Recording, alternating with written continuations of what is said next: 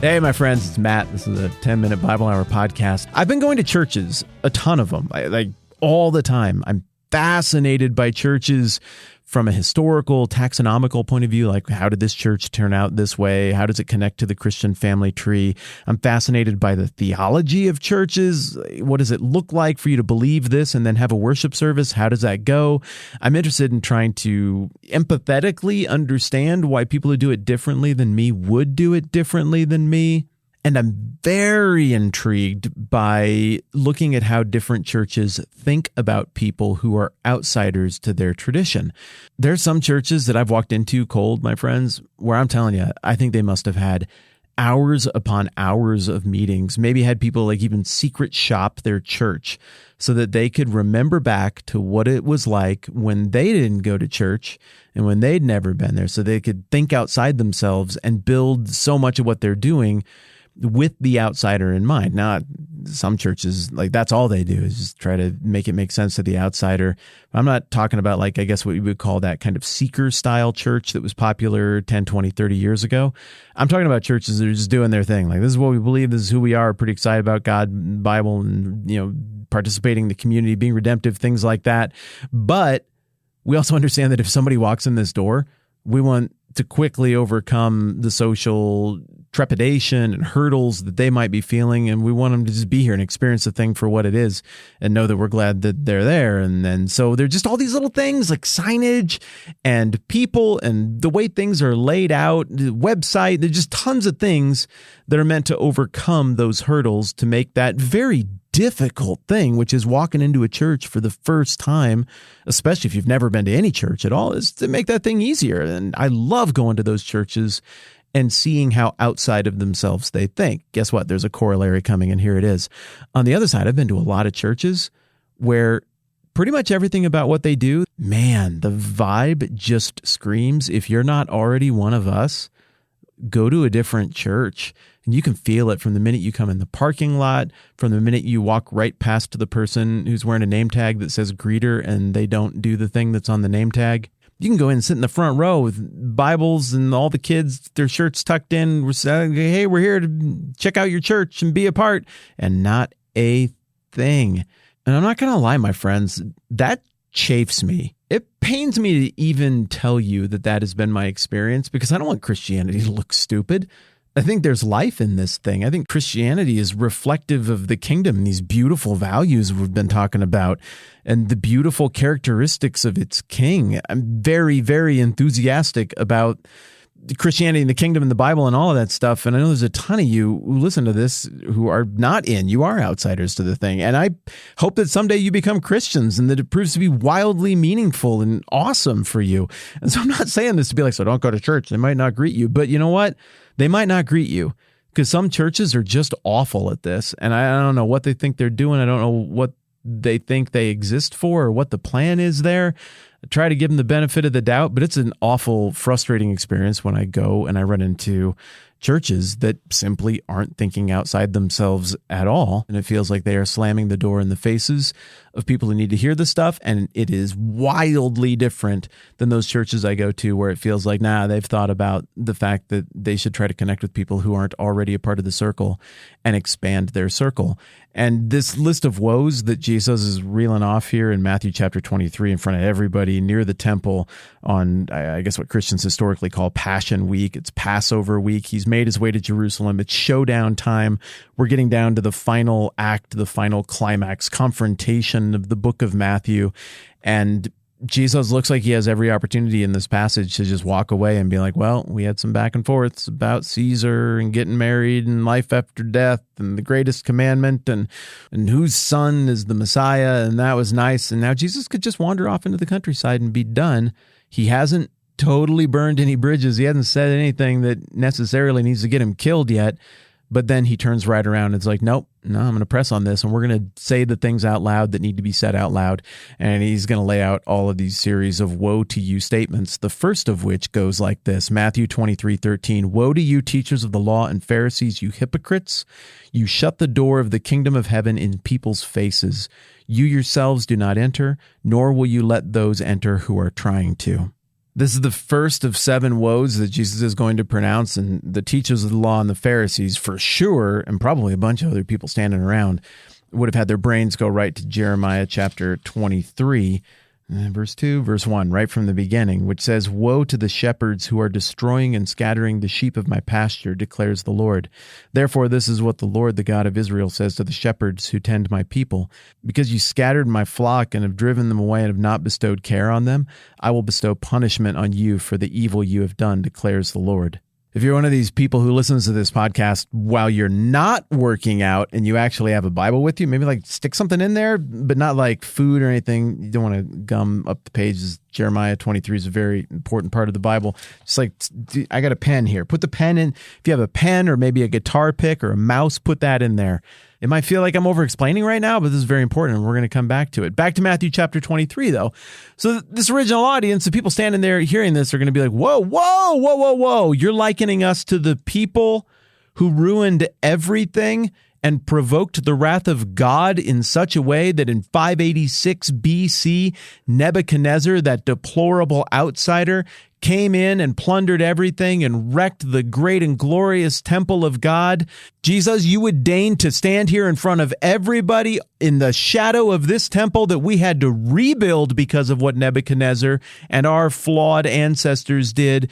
You're going to stand in the shadow of that temple, and you are going to liken our noble behavior to that abysmal failure. How dare you?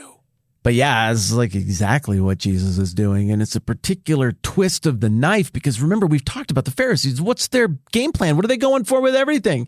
They want to promote a national rigid righteousness that is so absolute that there will be no lapses, there will be no mistakes, and God will definitely bless his people this time if we just clamp down on them and get their bad behavior under control. Also, if there are a few perks on the side for us, and we get to sit at the fancy tables and get to be called cool honorific titles, and if we make a few bucks, and if we can just kind of work the law in such a way that it always favors the habits we have and always doesn't favor the habits that people aren't in power have, that would just be a little bit of kickback that might happen to happen, and we don't even actually acknowledge that we actually do that, even though we totally do. By alluding to a passage like that from Jeremiah 23, Jesus is implicitly saying, in a way the original audience would have understood, that not just woe to you because you're shutting doors in people's faces and you don't greet them enough when they come to your churches or things like that, to use the modern example we started with, but woe to you because you're like the people who blew this in the first place and you think you're so much better and you learned stuff, but you haven't learned anything. The rebuke that the Lord had for the religious leaders back then who got everything wrong that resulted in God punishing his chosen people through the power of Babylon. So you are making the same mistakes, and if anything, you're making them even worse because you've already seen what those mistakes do once, and the existence of your entire job and social religious class is predicated on you guys being the do-over that's going to get it right this time and protect us from making the same mistakes we made before, and so that we can get into the kingdom of heaven, but you're actually shutting the door to the kingdom of heaven, and you guys aren't even in there yourselves. This is a mess. Do you remember that scene in The Lion King where Simba and Nala are getting run off into the elephant graveyard lands and the hyenas are there and they're like, we're going to eat you. And it was all because of Scar's clever planning. And then Mufasa comes along and smacks the hyenas around. And Nala and Simba and Mufasa get away. And Mufasa's like, I'm going to teach my son a lesson. And his little ears go down. And then Scar goes and talks to the hyenas. He's like, I practically gift wrapped those cubs for you. Now just imagine that instead of Scar being a horrible, awful villain in this example, imagine that he's like good, because Jesus here is pretty much giving that speech. Like, what do you want me to do? What do you want my Father to do? We put you in this position. You sit in Moses' seat, as is stated a little bit earlier in chapter 23. You have all of this history and pedigree. You have all of these tangible examples of the work of God. You have an entire people dedicated to you. You have the temple. It should be the easiest thing in the world for you to just eat the cubs. Nope, the analogy breaks down a little bit when I say it like that. It should be the easiest thing in the world for you to open the doors to the kingdom of heaven. I've gift wrapped the situation for you to make that evident, and you can't get that right. And not only can you not get that right for yourselves, you can't get that right for the people I've entrusted you with. Again, very much opposite in tone from the scene in The Lion King, but I think you're tracking with what I'm saying. This first woe, then, is evocative of stuff that these guys' ancient forerunners got wrong while operating in the same position. Further, this first woe is a withering indictment of their inability to get their simple, singular job and get it right, and how not only do they not get it right passively by just doing nothing, they instead are actively doing the opposite of their job, both to their own souls and to the souls of others. And finally, this first woe exists, at least for us as modern readers looking at the text, as a direct contrast with how Jesus has held himself out. These guys heap these heavy burdens on you. These guys make this stuff difficult. These guys put up all of these boundaries to understanding and to the kingdom of heaven. And then Matthew 11:28 through 30 kind of sums up Jesus' stance and what it's like when he talks about the kingdom and accessibility to it.